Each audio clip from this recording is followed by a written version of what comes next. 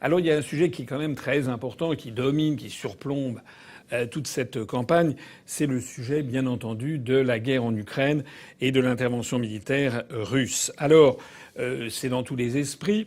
Il y a un élément quand même, parmi les nombreux éléments dont on ne parle jamais sur cette affaire, il y a un élément qui m'a beaucoup frappé, c'est que la quasi-totalité de nos concitoyens sont absolument convaincus que Vladimir Poutine serait complètement isolé dans le monde, et que l'ensemble de ce que l'on appelle la communauté internationale lui serait tombé dessus, qu'il serait terré au Kremlin comme dans un terrier, et qu'il ferait l'objet d'une désapprobation universelle.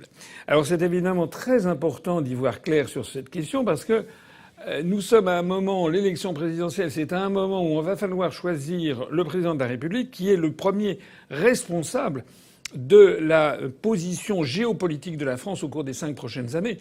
Normalement, au moment d'une élection présidentielle, les questions internationales sont souvent considérées comme accessoires alors qu'elles devraient être au contraire au premier rang des préoccupations des Français.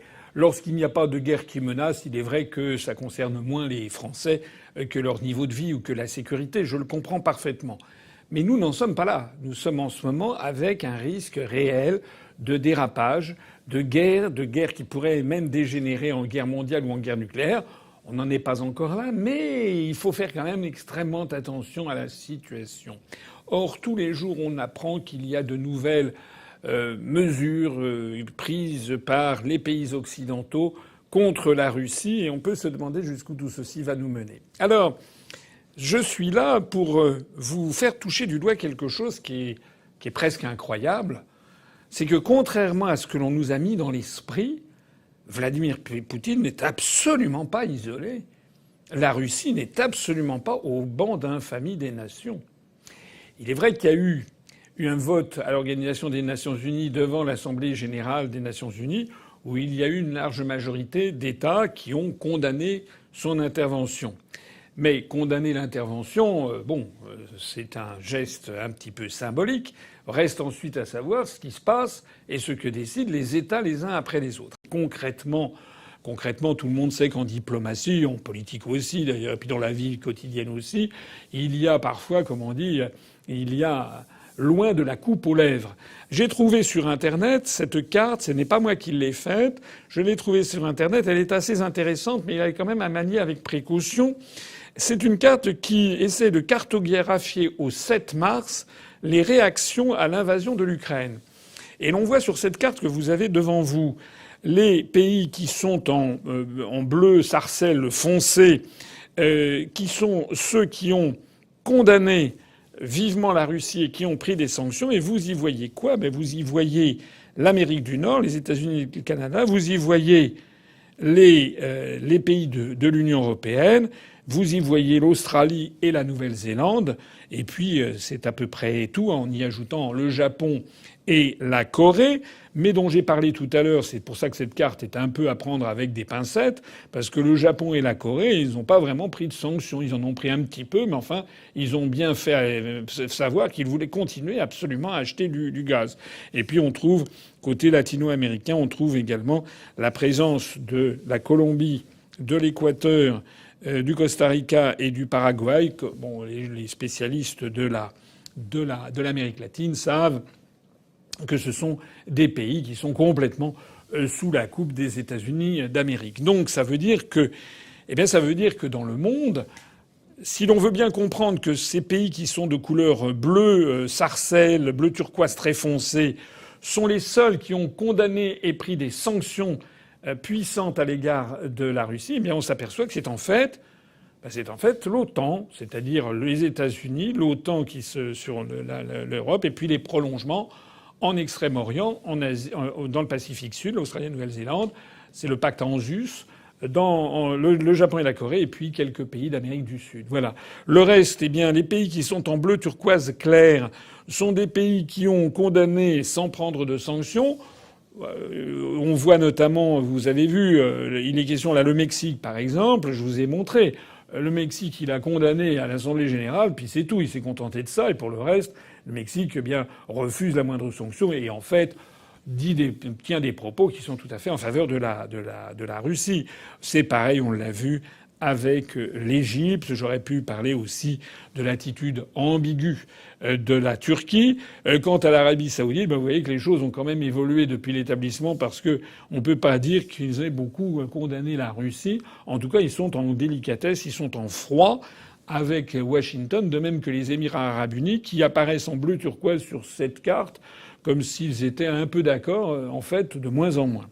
Sur cette carte, vous voyez également en couleur terre claire ou bistre clair, vous avez les États qui ont refusé toute condamnation. Donc vous voyez qu'il y a quand même l'ensemble eurasiatique qui est très représenté, mais également beaucoup de pays africains. Et puis vous avez en rouge foncé, eh bien vous avez les pays qui soutiennent la Russie. Donc c'est un véritable soutien. On y voit la Russie, bien sûr, mais on y voit également la Syrie de Bachar el-Assad, l'Éthiopie, la Birmanie, la Corée du Nord, le Venezuela. Mais ce serait un tort, parce que j'ai vu ça sur Internet, des gens qui disent qu'en fait Poutine n'était soutenu que par des pays épouvantables qui sont la Corée du Nord, le Venezuela, la Syrie, la Birmanie. Et voilà. Non, ça n'est pas vrai. Il se trouve que ces pays comptent parmi les pays un peu parias du monde pour toute une série de raisons. Donc eux, comme ils sont un peu les parias et qui sont en guerre quasiment ouverte avec les États-Unis d'Amérique, eux, ça ne les dérange pas d'afficher un soutien de crâner, si j'ose dire, sur la scène mondiale, d'afficher un soutien massif à la Russie, ce qui est quand même pousser le bouchon un peu loin. Mais ce qui est intéressant sur cette carte, c'est qu'il faut bien comprendre que tous ceux qui ne sont pas en bleu turquoise foncé ni en rouge foncé, c'est-à-dire ceux qui sont en bleu turquoise pâle ou en couleur beige, eh bien, sont des pays qui soit n'ont pas condamné la Russie, sans la soutenir ouvertement, c'est le cas de la grande majorité des pays que j'ai cités, soit ont condamné du bout des lèvres la Russie, mais ont maintenu avec elle des relations tout à fait satisfaisantes, jusque y compris par exemple à développer des accords pour de construction de sous-marins nucléaires. En conclusion générale,